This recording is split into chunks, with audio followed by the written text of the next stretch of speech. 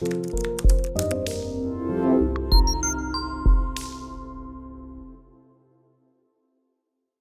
hope everybody's being safe out there. I'm doing fine. Like I'm really not greatly affected by this, but I definitely feel for people who are, and I do know people who are definitely affected by this as far as losing jobs and things like that. So just stay safe out there, guys.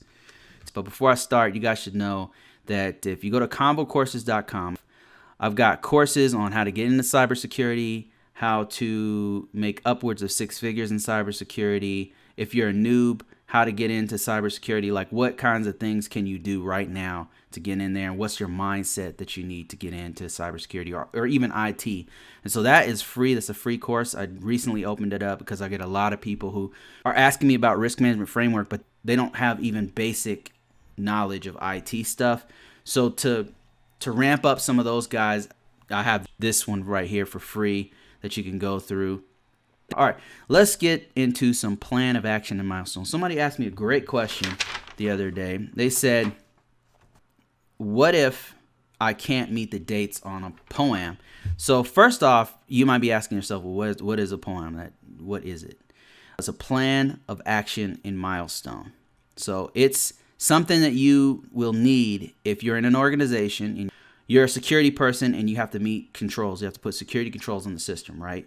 But let's say for whatever reason, let me just kind of give you a visual here. Let's say that we work here and this is our network diagram and we have this backup server, right? This backup server, this recovery center, let's say that this server right here is holding some of our logs.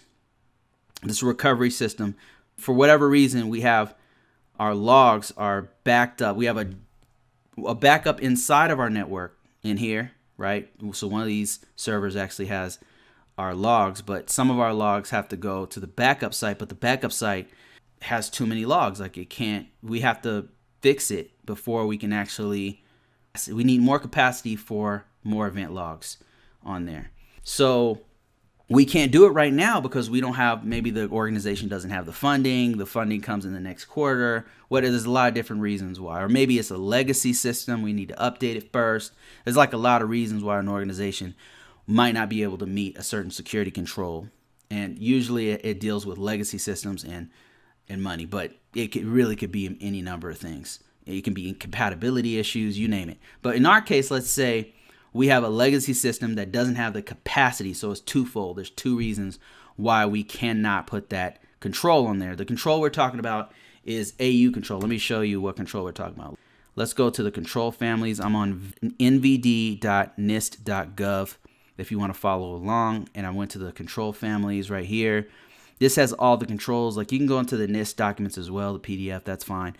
But I'm talking about this control, AU control, which is Audit and Accountability Control Family. This control right here, which I talk about in depth in the course, what it is for is it's a guide for an organization to gather events on your network, on your system, so you can track what's going on. So now we can't meet this control. We can't meet AU2 event logs because our recovery center doesn't have the capacity to hold more logs. So we got to fix this first. So when you can't remediate is a fancy word for fix. When you can't fix a system or you can't meet a certain control, a security control such as the auditing control, you have to do what's called a plan of action and milestone. And what that means is, it's exactly what the acronym says. It's a plan to have an action that's broken into milestones. That's exactly what it is. And I'm going to show you what I'm talking about here. So let's say our organization, we can't meet it, so we got to do a plan of action and milestone. Here it is right here. I've kind of filled this out. This is something I fill out in my course. If you're interested in that, we go into greater detail about this. But here it is. And we are saying we can't meet this control. So we would do something like this. This is AC control, so we need to do a POAM ID for this, and we're going to call this 3-delta, because this is for the POAM for the Delta system, and I'm just randomly naming it Delta system. AU2, that's the control that's affected here, and then we're going to say what's the weakness name? It's cannot collect audit event logs, because let's say it's a Windows 2008 server, a legacy system. Event logs, right? And actually, this wouldn't be AU2. This is, you know what? This would not be AU2. This would be AU4. Yeah. So like, look at this one. AU4 is audit storage capacity. That's what that is right there.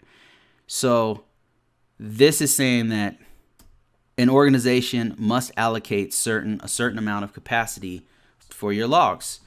So I know that sounds oddly specific, but there's a reason why that's developed, because many organizations, this is exactly what would happen. It's like, okay, you guys have to do your audit logs, but they didn't choose like what events that need to be audited, how much that we're going to save, for how long. Like, do we save those for a year once the audit logs are there? Do we save them for 2 years, 4 years, whatever, right? The organization determines all of that. So right now, that's not important. Right now, we want to identify the control that's affected, that we can't meet, we can't fix, and then we want to document it.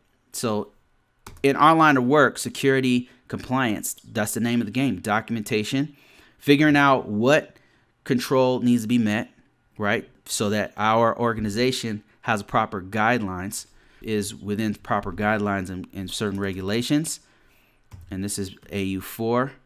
And we said cannot collect the audit logs. And then so here, weakness description, and we're not going to go too deep into this POAM. I just want to give you an example of what a POAM is, what's going on. So here it is right here. We have to describe what's going on. The server, the Windows Server 2008 Delta 1 system doesn't have the capacity to save more event logs, basically is what we're saying, right? You would go and fill all this out. This contains the who, what, when, where, and why of what's going on. One of the main parts of the plan of action in Milestone is this, where you break down the milestones. Like on this day, in January 2020, we're going to make sure that we purchase the server. And in February 2020, a month later, we're going to make sure that the capacity is there. And then in March, we're going to finish it all up and then test the system, right? It would be like this, where we're going to step 1, step 2, step 3. These are each one of our steps or our milestones to getting to compliant AU4 control. All right. So I hope that makes sense. So the question, now we get to the question. Now that you know what a plan of action and milestone is and why you would have to have one, now let's get to the question. His question was, what if you can't meet the dates of the plan of action and milestone? Okay, that's a great question. Here's why. Because you already have told the organization that they can't meet it, right? Let's just go ahead and take these right here. I'm going to take these milestones, if I can actually see. If I could copy it. It's not letting me copy for some reason. Come on, dude. All right, we have to do it the caveman way here. There we go. Okay. All right, so I'm going to have to write it out then? No, I'm not writing nothing. Let's copy this. There we go. What did I just do? Okay, copy. There we go. Okay. All right, there we go. So now we've filled this out. Let me just word wrap this so you guys can see what I'm talking about.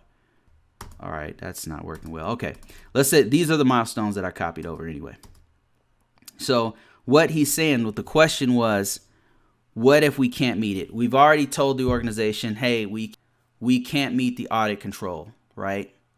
And let's say we have an inspection. Sometimes there's like a deadline because they have an inspection, an IG inspection that's coming like in another 30 days. Like what happens is the organization's like, well, when can we get this done? We have an IG inspection. We know this has to be done. The last time we had an IG inspection, we already told them that we couldn't do it. That was a year ago. Now we're saying we still can't do it. Like, what's going on? Like, people will sometimes panic, right? And it's not just you as an information system security officer.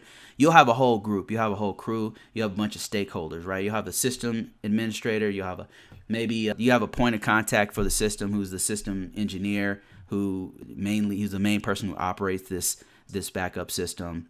You'll have maybe an information system owner who is like, basically he's the liaison between you technical people and the higher ups and the management. And then above them, you have a CIO. There's representatives for the CIO that might sit in their meeting. You might have a program manager who's saying, okay, here's where we are in the schedule. Here's where we are with the plan of action. What I'm trying to say is there's a lot of people that are going to be involved with this process. It's not just you, right? And if it is just you, like, you should definitely always include other people. Like, don't ever take everything on your own shoulders. Like, even if it's just a very small organization and it's just you and your information system security manager, and they're just telling you, apply these patches, apply the audit logs, put these on here. And you should always include them on every aspect of what is going on in writing. And rather than be formal, like writing or typing a formal letter, it can just be like an email, formal email that they respond to, and then you keep that for your records. And the reason why you do that is because this stuff, sometimes it comes back to you, right? If this didn't get done and somebody dropped the ball and suddenly everybody wants to point fingers and nobody wants to take responsibility. It happens all the time. Like, if you didn't take, you have a written record of when you told them, hey, this is when we were supposed to have it done, then that's when people start wanting to point fingers everywhere, and they always want to blame security for stuff. It's weird.